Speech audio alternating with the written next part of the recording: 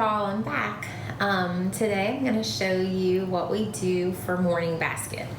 So every day it's going to probably change a little bit, but I'll show you the things that I'm keeping in there and the things that we will do probably every day, and then some of that may vary depending on the day.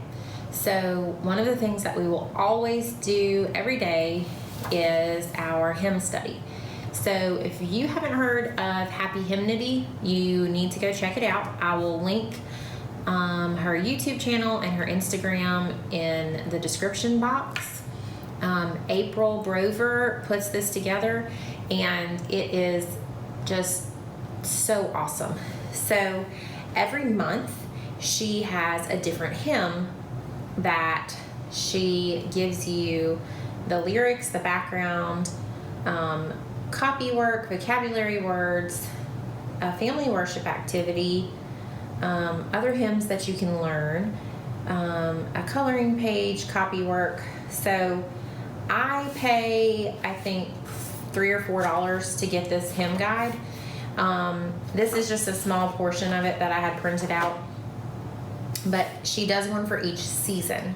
You can also just do the free version of the hymn study, which is following her Instagram and her YouTube page, and she has a website that you can look at the lyrics, you can print the lyrics out, and you can sing the songs because they're all in her YouTube channel.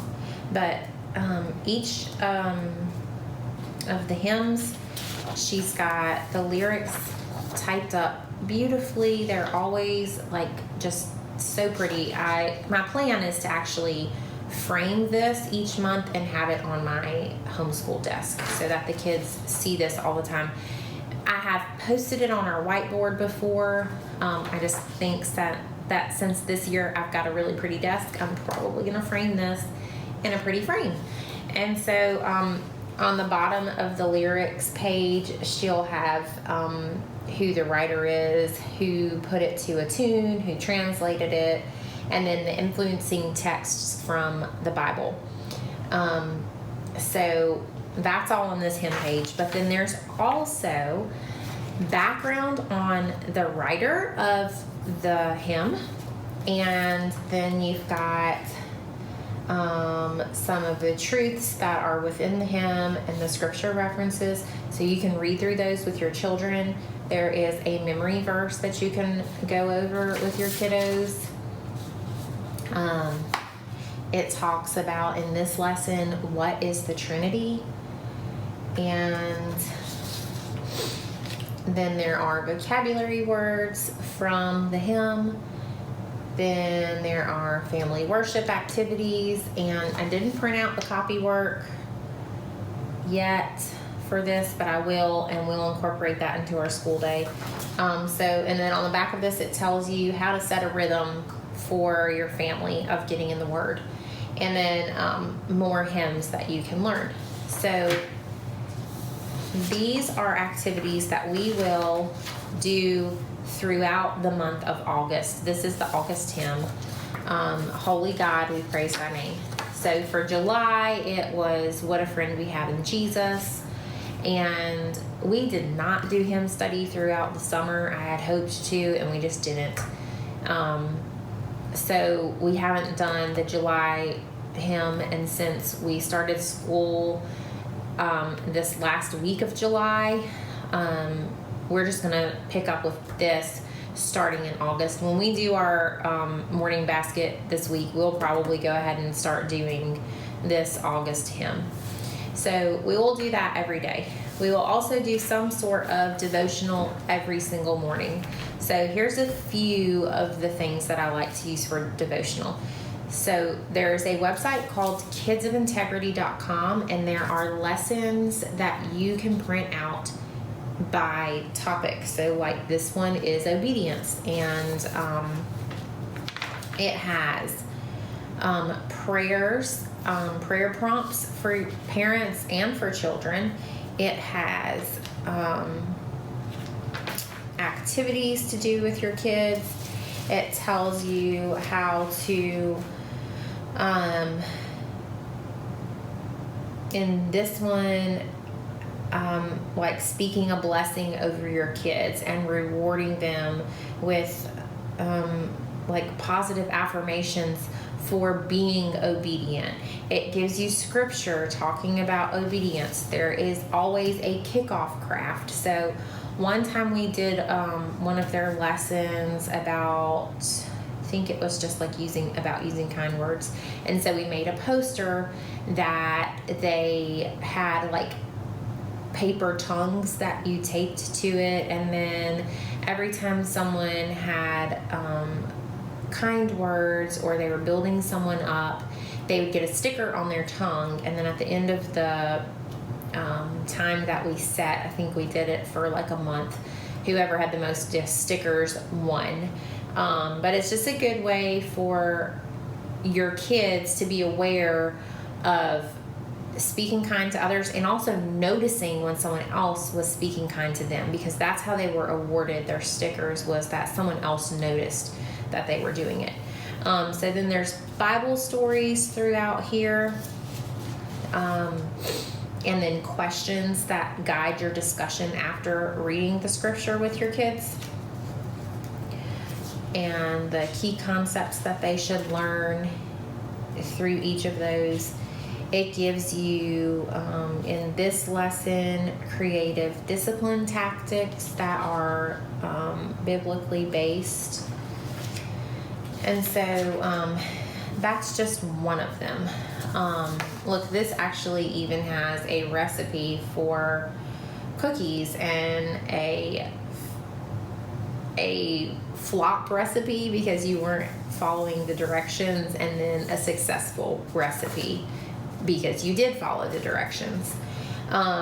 So anyway, each of these that you can print out are by topic. They also have ones that go with different holidays. We've not done any of those yet.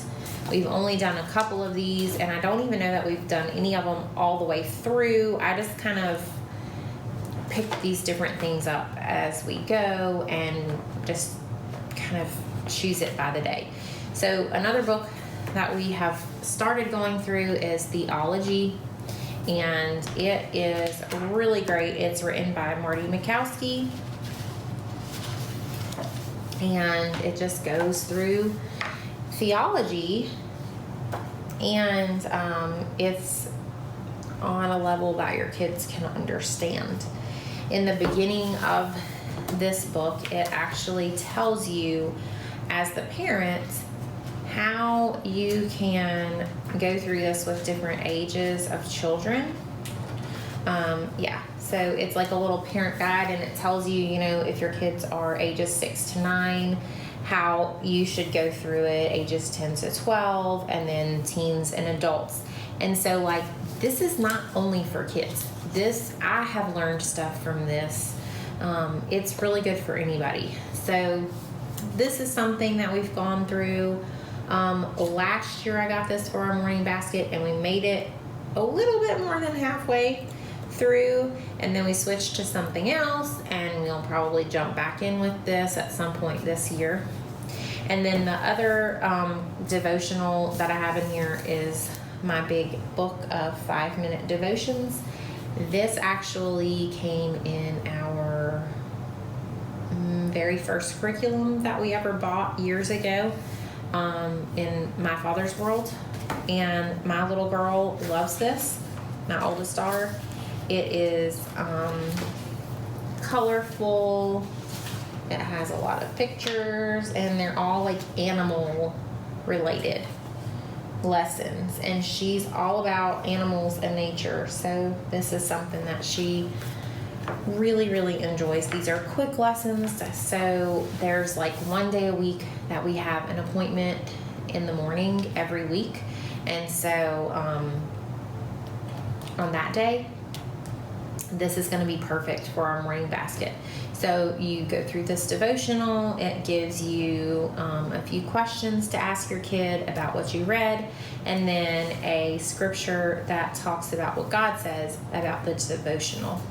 This is really great for your younger children. These other ones are going to be better for your elementary age and up, but this is going to be great for even your preschoolers and lower elementary grades. So if you have little ones, this would be a really great book to get. So after hymn study and devotional, we will do some read aloud. And right now, my kids are pretty into the Narnia movies, and so we're going to read Lion, Witch, and the Wardrobe as our first read aloud for this school year. And I've got several of the books in this series, but I don't have all of them. I don't even have the first book. My mom picked these up for me at a secondhand bookstore, and so we're going to start with book 2 because that's what we have. But I think that my kids are going to be excited about this. We kind of pick up novels and chapter books as we see them. There's a really great used bookstore at our library, and I like to go look there every now and then. And my parents have a really big used bookstore near their home, and so they will pick up books for me and send them to me. Another good place to get abridged versions of classic books is Hobby Lobby. Surprisingly, in my store, it's in the back of the store near like the jewelry making stuff, and it's towards the end of the aisle. It's not quite on an end cap, but it's close to it, and they're only like $1 or $2. And so we've gotten Little Women, Black Beauty, and one other one, maybe Great Expectations, but they're abridged, so my kids can like really listen to them, and it's not quite so above their reading level, but they're still getting the gist of it. And then as they get older and they read those books again, it'll be more in depth, but they will have been exposed to it. So that's pretty cool if you want to read some classics to your kids, but you might not want to read the actual full-on book to them. I want to say that Michael's sometimes has books like that, but I don't think it's as consistent. So that is our morning basket. We will also we'll do our morning basket, and then we'll probably take a short break, and then we'll either do science or history depending on the day as a family before we break off into independent studies. So you could say that science and history are part of our morning basket, but I have a 1-year-old and a just turned 4-year-old, so we take a lot of breaks, and so we will probably do this, and then they will be ready for a break or for some attention from mom. So we will take a short break, and then we will do history or science before I start doing independent studies with the 2 big kids. So if you do a morning basket, I would love to hear in the comments what you use or how you organize it. Do you let your kids color or play with something quietly while you do morning basket, or do they need to sit and listen without any distractions? For my kids, it's hit or miss. Some days they can play with Magnetiles or color quietly and still listen to what I'm reading to them, and some days that doesn't work for us.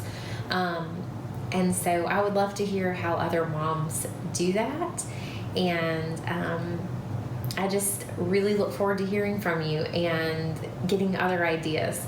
So thanks for watching, and I will see you next time.